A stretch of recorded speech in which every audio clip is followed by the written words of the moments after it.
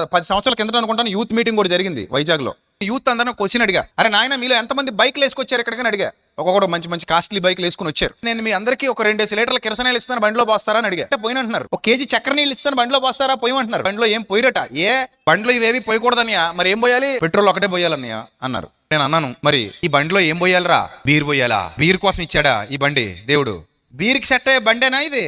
కాదు. కానీ నువ్వు బీర్ పోస్తావు ఇందులో. మళ్ళీ పైపు వచ్చి చదవకూరలు ఏం చెప్తారు, బీర్ తాగితే సెలవు చేద్దంట. ఏ డాక్టర్ చెప్పారు దరిద్రుడా? నాకు ఇంతవరకు బీర్ తాగితే సెలవు చేద్దని చెప్పిన డాక్టర్ ఇంతవరకు కనబడాలి. నేను చదువుకున్న పుస్తకాల్లో ఏమనుందంటే బీర్ తాగితే కిడ్నీ పోద్ది, లివర్ పోద్దని ఉంది, ఆరోగ్యం నాశనం అయిపోద్దని ఉంది.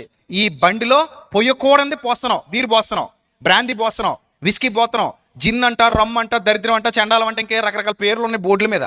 అవన్నీ తెచ్చి పోతున్నావు. ఇంకా సరిపోదన్నట్టు అందమైన ఊపిరితిత్తుల్లోనికి పొగెక్కిస్తుంటావు. పొగ, గంజాయి పొగ ఎక్కిస్తావు, సిగరెట్ పొగ ఎక్కిస్తావు, ఇంకే దరిద్రం పోగుంటే ఆ పొగ అంతా ఎక్కిస్తావు. అసలు చిన్నప్పుడు మా అమ్మమ్మ వంట చేస్తుంటే పొలాల పొయ్యి దగ్గర పైనున్న ఆకులు అమ్మలో అన్ని కూడా పొగ చూరిపోయి ఉండేవి. ఎందుకు? ఇది ఏ పొయ్యి? ఇది పొల పొయ్య. పొలాల పొయ్యి పైన ఉన్న చూరంతా కూడా ఏమైపోద్ది, పొగ పట్టేస్తుంది, పొగ చూరిపోద్ది కదా. నీ ఊపిరితిత్తులు కూడా అలాగే పొగ చూరిపోతాయి. అసలు ఈ ఊపిరితిత్తులకు పొగ సెట్ అవుద్దా? అవదు. కానీ పొగ లోపలికి పంపిస్తావు. ఈ ఇంజన్లోనికి పొయ్యకూడదు పోస్తావు. మజ్జిగ తాగొచ్చు కదా, సెలవు చేద్దే తాగో.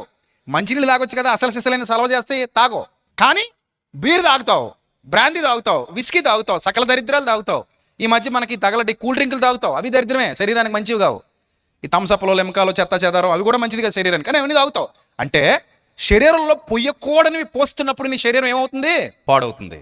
పాడు చేసుకునేది నువ్వే. కానీ 1,00,000, 2 లక్షలు పెట్టి కొనుక్కున్న బండిలో మాత్రం ఏది పడితే అది పోయాడంట. నేను అడుగుతున్నాను మిమ్మల్ని అందరినీ, బండి గొప్పదా, బాడీ గొప్పదా? సిగరెట్లు కాల్చే వాళ్ళు చెప్పాలి, మందు తాగే వాళ్ళు చెప్పాలి. సో బండి గొప్పదా, బాడీ గొప్పదా? బాడీ గొప్పది. బండిలోనేమో పోయకూడదు అంటున్నావు. ఏంటది? కిరసనాయిలు పోయకూడదు, సముద్రంలో వాటర్ పోయకూడదు, చక్కెర కలిపి నీళ్లు పోయకూడదు, ఓన్లీ పెట్రోల్, ఓన్లీ పెట్రోల్. మరి ఇందులో ఏది పడితే అది నీ ఇష్టం వచ్చింది పోసేయి, ఎలా పడితే అలా తగిలేసేయి. కానీ ఒకటి గుర్తుపెట్టుకో, బండి రెంట్కి తీసుకుంటే రెంట్కి ఇచ్చినోడు పాడు చేసి పట్టుకెళ్తే ఏం చేస్తాడు? లెక్క అడుగుతాడా? అరే నీకు బండి ఎలా ఇచ్చాను రా, మరి తెచ్చేటప్పుడు ఎలా తేవాలరా, మరి ఎలా తెచ్చావు నువ్వు? పోయకుండా ఇందులో పోసావా, నాశనం చేసావా, ఇంజిన్ తగలేసావా అని తుక్కింద కొట్టేస్తాడు, పెనాల్టీ వసూలు చేస్తాడు. అవునా? బండి రెంట్కి ఇచ్చినోడే అంత సీరియస్గా తీసుకుంటే, బాడీ రెంట్కి ఇచ్చినోడు ఏం చేస్తాడండి? మీ దేహము దేవుని వలన మీకు అనుగ్రహింపబడినదని ఎరుగక ఈ దేహముని ఎవడైనా పాడు చేసిన ఎడలా దేవుడు వానిని పాడు చేయను అనడం లేదా? అన్నాడు. అంటే మరి పరలోకపు దేవుడు, పరలోకపు తండ్రి ఇచ్చినటువంటి బాడీని పాడు చేసి పట్టుకెళ్తావా ఆయన దగ్గరికి? పాడు చేసి పట్టుకెళ్తావా? పాడు చేసి పట్టుకెళ్తే మరి లెక్క అడుగుతాడా అడగడా?